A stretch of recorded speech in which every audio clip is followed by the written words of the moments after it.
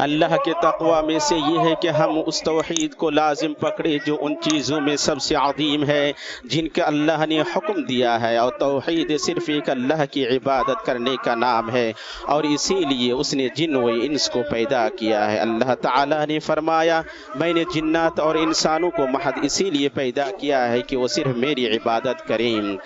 ہم کیسے اللہ کو عبادتوں میں ایک نہ جانیں جبکہ اسی نے اپنی رحمت سے بھلائی کو نازل فرمایا اور مخلوقات کو تنہا پیدا کیا۔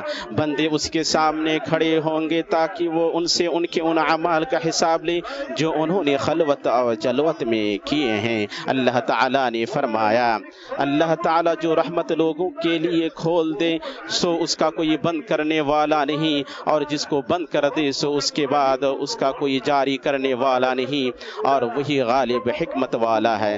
اور فرمایا تو آپ فرما دیجئے کہ تمہارا رب بڑی وسیع رحمت والا ہے۔ اے عقل مندو، آپ کائنات میں اللہ کی رحمت کے آثار کو دیکھیں۔ اللہ تعالیٰ نے فرمایا ہے اور وہی ہے جو لوگوں کے نا امید ہو جانے کے بعد بارش برساتا اور اپنی رحمت پھیلا دیتا ہے، وہی ہے کارساز اور قابل حمد و ثنا۔ اور فرمایا بس آپ رحمت الہی کے آثار دیکھیں کہ زمین کی موت کے بعد کس طرح اللہ تعالیٰ اسے زندہ کر دیتا ہے۔ کچھ شک نہیں کہ وہی مردوں کو زندہ کرنے والا ہے اور وہ ہر چیز پر قادر ہے۔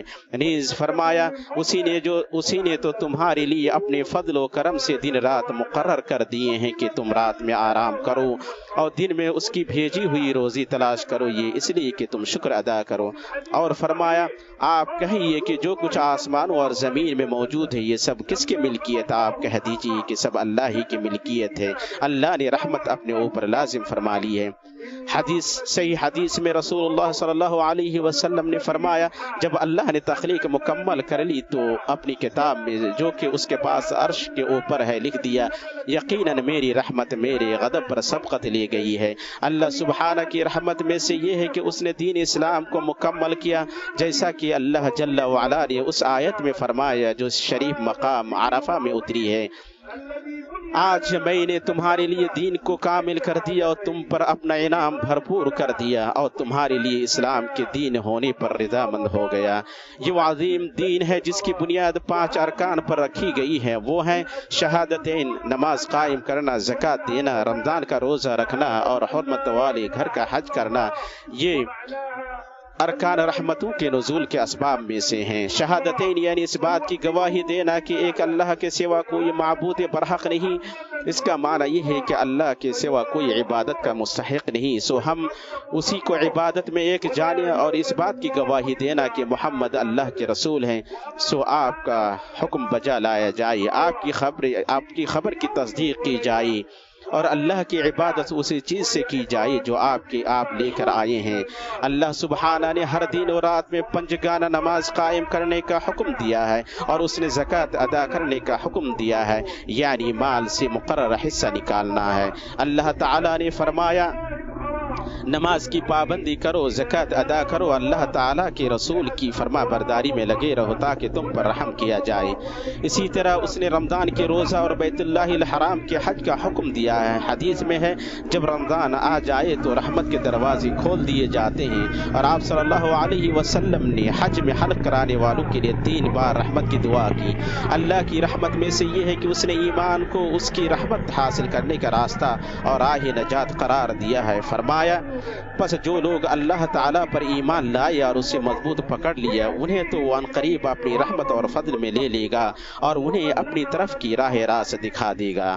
اور اللہ تعالیٰ کے رحمت والے نبی صلی اللہ علیہ وسلم نے بیان کیا ہے کہ ایمان کے ارکان 6 ہیں۔ آپ نے فرمایا ایمان یہ ہے کہ تم اللہ پر، اس کے فرشتوں پر، اس کی کتابوں پر، اس کے رسولوں پر، آخرت پر ایمان لاؤ اور اچھی اور بری تقدیر پر ایمان لاؤ۔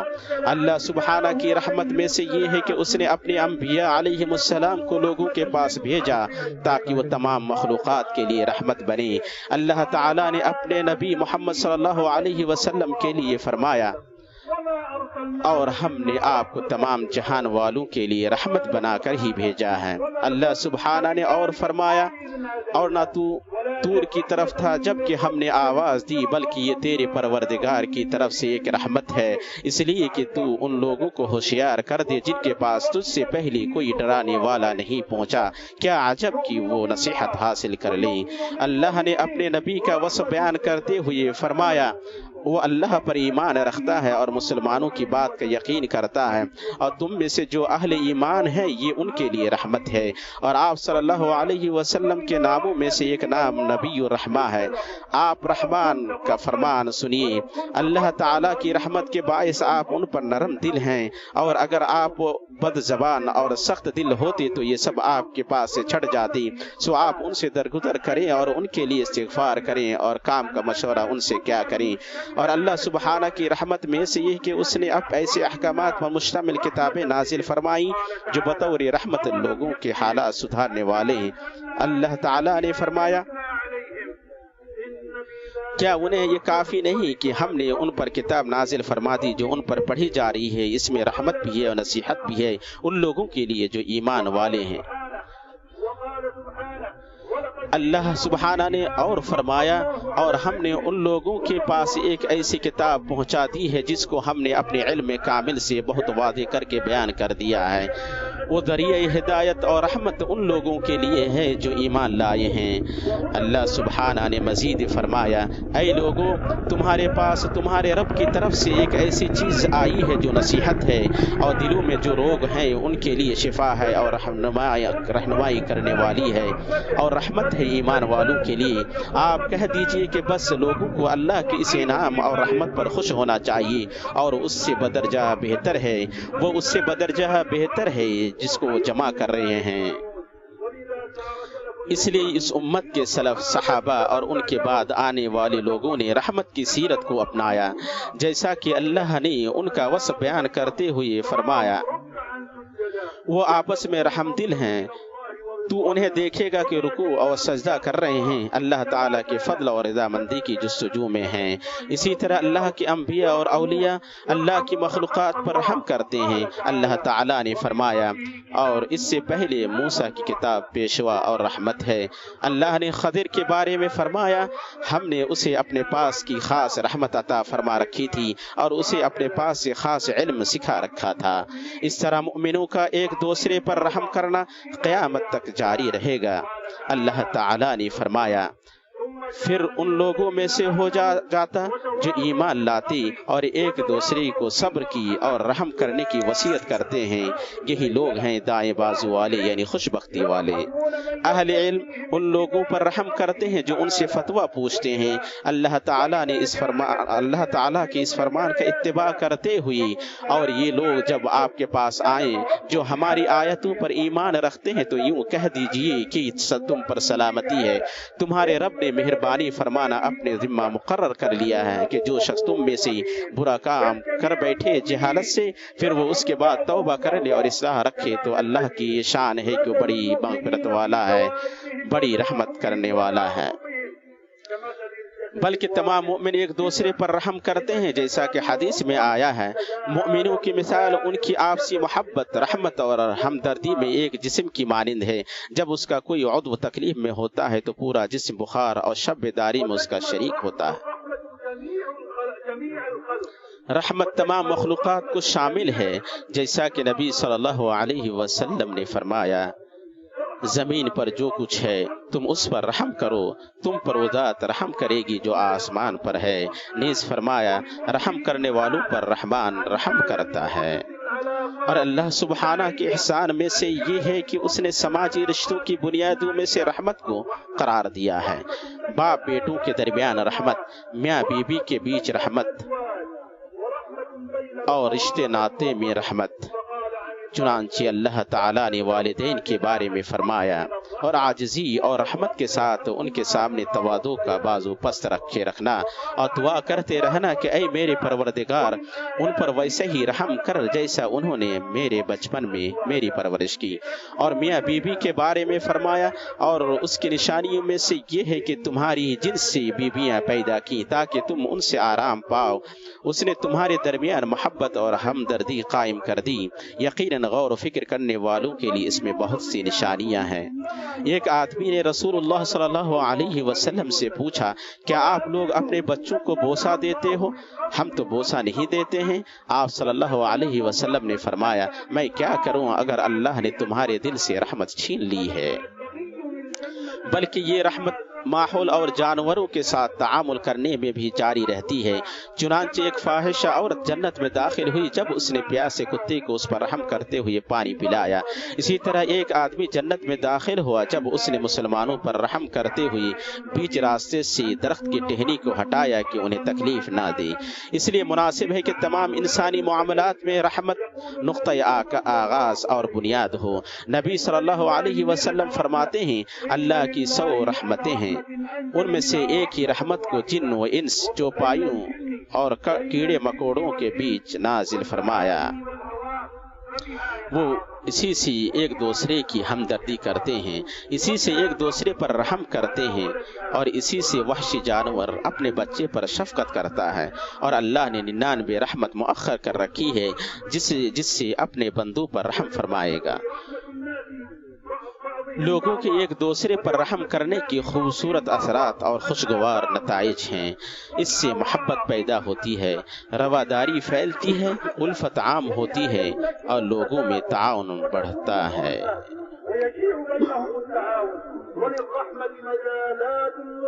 ہماری موجودہ زندگی میں رحمت کے متعدد پہلو ہیں، چاہے نظام و قوانین بنانے کے حوالے سے ہو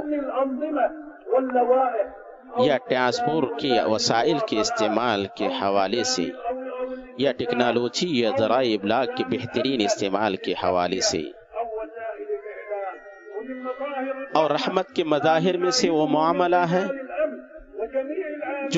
جو ہم سیکیورٹی اہلکاروں اور ان مشاعر میں تمام کام کرنے والوں کی طرف سے مشاہدہ کر رہے ہیں، جو حاجیوں کی رہنمائی کرتے ہیں اور نسک کی ادائیگی میں ان کی مدد کرتے ہیں، خاص طور سے بڑے بزرگ، کمزور اور چھوٹے بچے کے حق میں ان کا معاملہ۔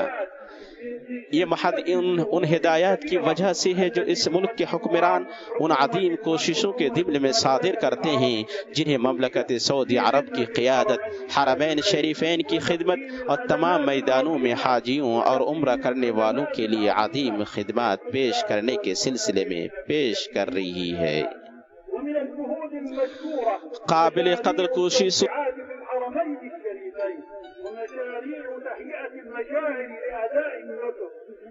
بنانے اور ان میں انفراسٹرکچر تیار کرنے کی اسکیمیں ہیں۔ اس ملک کے بادشاہوں نے نیک بادشاہ عبدالعزیز رحمہ اللہ کے زمانے سے لے کر ان کے فرما بردار فرزندوں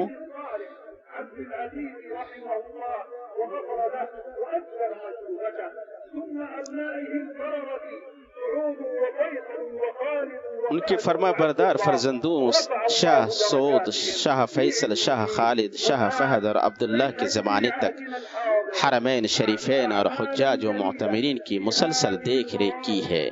اللہ تعالیٰ ان کے درجات کو علیین میں بلند فرمائے۔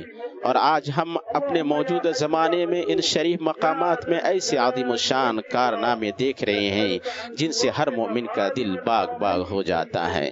یا اللہ، یا حی، یا قیوم، یا ذی الجلال والاکرام، ہم تجھ سے فریاد کرتے ہیں کہ تو خادم حرمین شریفین شاہ سلمان بن عبدالعزیز کو توفیق دے۔ اے اللہ، تو ہر خیر میں ان کا مؤید، معین اور مددگار بن جا۔ اے اللہ، تو ہر خیر و احسان پر انہیں بدلہ عطا فرما جو پیش کرتے ہیں، اور انہیں ہدایت، بھلائی اور رحمت کے اسباب میں سے بنا۔ اے اللہ، تو ولی عہد شہزادہ محمد بن سلمان میں برکت عطا فرما، انہیں بہترین بدلہ سے نواز، انہیں پوری امت کے لیے بھلائی اور رحمت کا سبب بنا، اور اس کام کی توفیق دے جو تجھے پسند ہو اور تو اس سے راضی ہو۔ مسلمانوں اللہ کی رحمت کے فضل سے نفسوں کو بلندی اور پاکیزگی حاصل ہوتی ہے۔ اللہ تعالیٰ نے فرمایا اور اگر اللہ تعالیٰ کا فضل و کرم تم پر نہ ہوتا تو تم میں سے کوئی بھی کبھی بھی پاک صاف نہ ہوتا، لیکن اللہ تعالیٰ جسے پاک کرنا چاہے کر دیتا ہے، اور اللہ سب سننے والا سب جاننے والا ہے۔ اللہ نے اور فرمایا بے شک نفس تو برائی پر ابھارنے والا ہی ہے، مگر یہ کہ میرا پروردگار ہی اپنا رحم کرے۔ اللہ مومنوں کو اپنی رحمت سے جنت میں داخل کرے گا، جیسا کہ صحیح حدیث میں آیا ہے کہ رسول اللہ صلی اللہ علیہ وسلم نے فرمایا کوئی بھی اپنے عمل سے جنت میں داخل نہیں ہوگا۔ صحابہ نے پوچھا آپ بھی نہیں اے اللہ کے رسول؟ فرمایا میں بھی نہیں، مگر یہ کہ اللہ مجھے اپنے فضل و رحمت سے ڈھانپ لی، اس لیے تم درستگی اور میانہ روی کو لازم پکڑو۔ اللہ کی رحمت کی بدولت مخلوق سے طرح طرح کی مصیبتیں اور برائیاں دور ہوتی ہیں، جیسا کہ اللہ تعالیٰ نے فرمایا تیرا پروردگار بہت ہی بخشش والا اور مہربانی والا ہے، وہ اگر ان کے اعمال کی سزا میں پکڑے تو ضرور ان کے لیے عذاب جلد کر دے۔ اللہ نے اور فرمایا اگر اللہ تعالیٰ کا فضل و کرم تم پر دنیا و آخرت میں نہ ہوتا تو یقیناً تم نے جس بات کے چرچے شروع کر رکھے تھے اس بارے میں تمہیں بہت بڑا عذاب پہنچتا۔ ہمارا مہربان رب اپنی رحمت سے ہمیں ہمارے دشمن شیطان سے بچاتا ہے۔ اللہ تعالیٰ نے فرمایا اور اگر اللہ تعالیٰ کا فضل اور اس کی رحمت تم پر نہ ہوتی تو معدود چند کے علاوہ تم سب شیطان کے پیروکار بن جاتے۔ مومنوں کچھ اسباب ہیں جن سے اللہ کی رحمت حاصل کی جا سکتی ہے، سو حصول رحمت کے اسباب میں سے تقوی ہے، جیسا کہ اللہ تعالیٰ نے فرمایا اگلے پچھلے گناہوں سے بچو تاکہ تم پر رحم کیا جائے۔ حصول رحمت کے اسباب میں سے معاملہ میں نرمی برتنا ہے۔ نبی صلی اللہ علیہ وسلم نے فرمایا اللہ اس آدمی پر رحم کرے جو جب فروخت کرے تو نرمی برتے، جب خریدے تو نرمی برتے، اور جب تقاضا کرے تو نرمی برتی۔ حصول رحمت کے اسباب میں سے قرآن کی تلاوت، اس کا مطالعہ اور اسے غور سے سننا ہے، جیسا کہ حدیث میں ہے کچھ لوگ اللہ کے گھروں میں سے کسی گھر میں جمع نہیں ہوتے ہیں جس میں وہ کتاب اللہ کی تلاوت کریں اور آپس میں اس کا مطالعہ کریں، مگر فرشتے انہیں گھیر لیتے ہیں، رحمت ان پر چھا جاتی ہے، سکینت ان پر نازل ہوتی ہے، اور اللہ ان کا ذکر ان میں کرتا ہے جو اس کے پاس ہیں۔ اور اللہ سبحانہ نے فرمایا اور جب قرآن پڑھا جایا کرے تو اس کی طرف کان لگایا کرو اور خاموش رہا کرو، امید ہے کہ تم پر رحمت ہو۔ نیز اللہ تعالیٰ نے فرمایا بھلا جو شخص راتوں کے اوقات سجدے اور قیام کی حالت میں عبادت میں گزارتا ہو، آخرت سے ڈرتا ہو اور اپنے رب کی رحمت کی امید رکھتا ہو، اور جو اس کے برعکس ہو برابر ہو سکتے ہیں۔ بتاؤ تو علم والے اور بے علم کیا برابر کے ہیں؟ یقیناً نصیحت وہی حاصل کرتے ہیں جو عقل مند ہوں۔ بندے پر اللہ کی رحمت کے اسباب میں سے مخلوق کے ساتھ احسان کرنا ہے، جیسا کہ اللہ تعالیٰ نے فرمایا بے شک اللہ تعالیٰ کی رحمت نیک کام کرنے والوں کے نزدیک ہے۔ نیز اللہ نے فرمایا ہم جسے چاہیں اپنی رحمت پہنچا دیتے ہیں، ہم نیکوکاروں کا ثواب ضائع نہیں کرتے۔ بندہ پر اللہ کی رحمت کے اسباب میں سے دو جھگڑنے والوں کے بیچ صلح کرانے کی کوشش کرنا ہے، جیسا کہ اللہ تعالیٰ نے فرمایا یاد رکھو سارے مسلمان بھائی بھائی ہیں، پس اپنے دو بھائیوں میں ملاپ کرا دیا کرو اور اللہ سے ڈرتے رہا کرو تاکہ تم پر رحم کیا جائے۔ اللہ کی رحمت کے نزول کے اسباب میں سے اللہ اور اس کے رسول کی فرما برداری ہے، جیسا کہ اللہ سبحانہ نے فرمایا اور اللہ اس کے رسول کی فرما برداری کرو تاکہ تم پر رحم کیا جائے۔ رحمت کے نزول کے اسباب میں سے صبر ہے، اللہ تعالیٰ نے فرمایا اور ان صبر کرنے والوں کو خوشخبری دے دیجئے جنہیں جب کبھی کوئی مصیبت آتی ہے تو کہہ دیا کرتے ہیں کہ ہم تو خود اللہ کی ملکیت ہیں اور ہم اسی کی طرف لوٹنے والے ہیں۔ رحمت کے اسباب میں سے وہ چیزیں ہیں جنہیں اللہ نے اپنے اس فرمان میں بیان کیا ہے۔ مومن مرد و عورت آپس میں ایک دوسرے کے مددگار و معاون اور دوست ہیں، وہ بھلائی کا حکم دیتے ہیں اور برائی سے روکتے ہیں، نمازوں کو پابندی سے بجا لاتے ہیں، زکوٰۃ ادا کرتے ہیں، اللہ کی اور اس کے رسول کی بات مانتے ہیں، یہی لوگ ہیں جن پر اللہ تعالیٰ بہت جلد رحم فرمائے گا۔ اسی طرح رحمت کے اسباب میں سے وہ چیزیں بھی ہیں جنہیں اللہ نے اپنے اس فرمان میں بیان کیا ہے، اور میری رحمت تمام اشیاء پر محیط ہے، تو وہ رحمت ان لوگوں کے نام ضرور لکھوں گا تو جو اللہ سے ڈرتے ہیں اور زکوٰۃ دیتے ہیں اور جو ہماری آیتوں پر ایمان لاتے ہیں، جو لوگ ایسے رسول و نبی امی کا اتباع کرتے ہیں جن کو وہ لوگ اپنے پاس تورات و انجیل میں لکھا ہوا پاتے ہیں، وہ ان کو نیک باتوں کا حکم فرماتے ہیں اور بری باتوں سے منع کرتے ہیں اور پاکیزہ چیزوں کو حلال بتاتے ہیں اور گندی چیزوں کو ان پر حرام فرماتے ہیں اور ان لوگوں پر جو بوجھ اور توق تھے ان کو دور کرتے ہیں۔ رب العالمین کے نزول رحمت کے اسباب میں سے کثرت سے استغفار کرنا ہے۔ اللہ تعالیٰ نے فرمایا تم اللہ سے استغفار کیوں نہیں کرتی تاکہ تم پر رحم کیا جائے۔ اے مسلمان، تمہارے گناہ جتنے بھی زیادہ ہو جائیں تم اللہ کی رحمت سے نا امید نہ ہو، کیونکہ توبہ کا دروازہ کھلا ہوا ہے۔ اللہ تعالیٰ نے فرمایا میری جانب سے کہہ دو کہ اے میرے بندوں، جنہوں نے اپنی جانوں پر زیادتی کی ہے تم اللہ کی رحمت سے نا امید نہ ہو جاؤ۔ بالیقین اللہ تعالیٰ سارے گناہوں کو بخش دیتا ہے، واقعی وہ بڑی بخشش بڑی رحمت والا ہے۔ اور فرمایا اپنے رب تعالیٰ کی رحمت سے نا امید تو صرف گمراہ اور بہکے ہوئے لوگ ہی ہوتے ہیں۔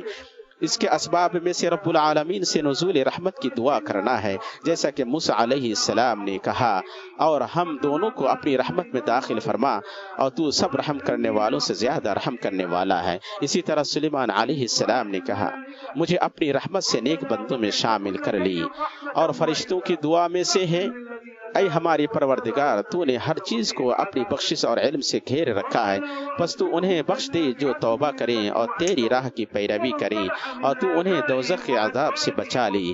اے ہمارے رب، تو انہیں ہمیشگی والی جنتوں میں لے جا جن کا تو نے ان سے وعدہ کیا ہے، اور ان کے باپ دادوں اور بیویوں اور اولاد میں سے بھی ان سب کو جو نیک عمل ہیں، یقیناً تو غالب و باحکمت ہیں، انہیں برائیوں سے بھی محفوظ رکھ۔ حق تو یہ ہے کہ اس دن تو نے جسے برائی سے بچا لیا اس پر تو نے رحمت کر دی، اور بہت بڑی کامیابی تو یہی ہے۔ ہمارے ماں باپ آدم اور ان کی بیوی کی دعا میں سے ہے، دونوں نے کہا یا ہمارے رب، ہم نے اپنا بڑا نقصان کیا، اور اگر تو ہماری مغفرت نہ کرے گا اور ہم پر رحم نہ کرے گا تو واقعی ہم نقصان پانے والوں میں سے ہو جائیں گے۔ اور اصحاب کہف نے کہا اے ہمارے پروردگار، ہمیں اپنے پاس سے رحمت عطا فرما اور ہمارے کام میں ہمارے لیے راہیابی کو آسان کر دے۔ اور اللہ تعالیٰ نے فرمایا میرے بندوں کی ایک جماعت تھی جو برابر یہی کہتی رہی کہ اے ہمارے پروردگار، ہم ایمان لا چکے ہیں، تو ہمیں بخش اور ہم پر رحم فرما، تو سب مہربانوں سے زیادہ مہربان ہے۔ اور علم میں راسخ لوگوں کی دعا میں سے ہے اے ہمارے رب، ہمیں ہدایت دینے کے بعد ہمارے دل ٹیڑھے نہ کر دے اور ہمیں اپنے پاس سے رحمت عطا فرما، یقیناً تو ہی بہت بڑی عطا کرنے والا ہے۔ اللہ کے محترم گھر کے حاجیوں، آپ شریف جگہ میں ہیں جہاں دعائیں قبول کی جاتی ہیں اور رحمتیں نازل ہوتی ہیں۔ اس کے بارے میں رسول اللہ صلی اللہ علیہ وسلم نے فرمایا کوئی دن ایسا نہیں جس میں اللہ عرفہ کے دن سے زیادہ بندوں کو آگ سے آزاد کرتا ہے، وہ یقیناً قریب ہوتا ہے اور ان کے ذریعے فرشتوں پر فخر کرتا ہے۔ اسی لیے مسلمانوں پر رحم کرتے ہوئے آپ صلی اللہ علیہ وسلم نے اپنے حج میں عرفہ کے دن روزہ نہیں رکھا تاکہ وہ ذکر و دعا کر سکیں۔ اس لیے آپ سب اللہ کو اپنی طرف سے دکھائیں اور اپنے لیے، اپنے محبوبوں کے لیے اور ان لوگوں کے لیے جن کا آپ پر حق ہے، اور عام مسلمانوں کے لیے اللہ سے رحمت اور خیر کی دعا کریں کہ اللہ ان کے حالات سدھار دے اور ان کے معاملات کا نگہبان ہو۔ حاجیوں، رحمت میں سے مصطفیٰ صلی اللہ علیہ وسلم کا اپنے عمل کے ذریعے مناسک حج کا بیان کرنا ہے۔ آپ صلی اللہ علیہ وسلم نے عرفہ میں خطبہ دیا، پھر اذان کے بعد اقامت کہی گئی اور آپ نے ظہر کی نماز قصر کے ساتھ 2 رکعت پڑھی، پھر اقامت کہی گئی اور آپ نے عصر کی نماز قصر کے ساتھ 2 رکعت پڑھی۔ اس کے بعد آپ نے عرفہ میں اپنی اونٹنی کے اوپر اللہ کا ذکر اور اس سے دعا کرتے ہوئے وقوف کیا۔ جب سورج غروب ہو گیا تو آپ مزدلفہ کے لیے یہ کہتے ہوئے روانہ ہوئے اے لوگو سکون و وقار کو لازم پکڑو، کیونکہ نیکی تیز چلنا نہیں، تاکہ یہ حاجیوں کے ایک دوسرے پر رحم کرنے کے اسباب میں سے ہو۔ جب آپ صلی اللہ علیہ وسلم مزدلفہ پہنچے تو اذان اور اقامت کہی گئی، پھر آپ صلی اللہ علیہ وسلم نے مغرب 3 رکعت پڑھی، پھر اقامت کہی گئی اور آپ نے جمع و قصر کے ساتھ عشاء 2 رکعت پڑھی۔ آپ نے مزدلفہ میں رات گزاری، پھر وہاں اول وقت میں فجر کی نماز پڑھی، اس کے بعد اجالا ہو جانے تک دعا کرتے رہے، پھر مینا کے لیے روانہ ہوئی اور سورج طلوع ہونے کے بعد جمر عقبہ کو 7 کنکریاں ماری، پھر اپنا ہدی ذبح کر کے سر منڈوایا، اس کے بعد طواف افاضہ کیا اور آپ مینا کے اندر ایام تشریق میں رکے رہی، اللہ کا ذکر کرتی، زوال کے بعد تینوں جمرات کو کنکری مارتی، جمرہ صغرا اور وسطیٰ کے پاس دعا کرتی اور ادھر والوں کو مینا میں رات نہ گزارنے کی رخصت دی۔ مینا میں 13ویں تاریخ تک رکنا رسول اللہ صلی اللہ علیہ وسلم کی سنت ہے اور یہ افضل ہے، اور آپ صلی اللہ علیہ وسلم نے 12ویں تاریخ کو جلدی نکلنے کی اجازت دی ہے۔ جب آپ اپنے حج سے فارغ ہوئے تو سفر سے کچھ پہلے کعبہ کا طواف کیا۔ اے اللہ تو حاجیوں پر رحم کر، ان سے ان کا حج قبول فرما، ان کے معاملات کو آسان کر اور ان لوگوں سے انہیں بچا جو ان کا برا چاہے۔ اے اللہ تو انہیں ان کے ملکوں تک صحیح سلامت بہرہ مند واپس لوٹا، اس حال میں کہ ان کے گناہ بخش دیے گئی اور ان کی ضرورتیں پوری کر دی گئی۔ اے اللہ تو مسلمان مردوں عورتوں اور مؤمن مردوں و عورتوں پر رحم فرما، ان میں الفت پیدا کر دی، ان کے دلوں کی اصلاح فرما، ان کے معاملات کا انہبان ہو جا اور انہیں ایک دوسرے پر رحم کرنے والا بنا دے۔ اے اللہ تو مسلمانوں کی حالات سدھار دی، ان کے بیچ الفت پیدا کر دی اور ان کی روزی میں وسعت دی۔ اے اللہ تو ان کے بیمار کو شفا دے، اے اللہ تو ان کے بیمار کو شفا دے، ان کے گنہگار سے درگزر فرما، ان کے مردہ کو بخش دی،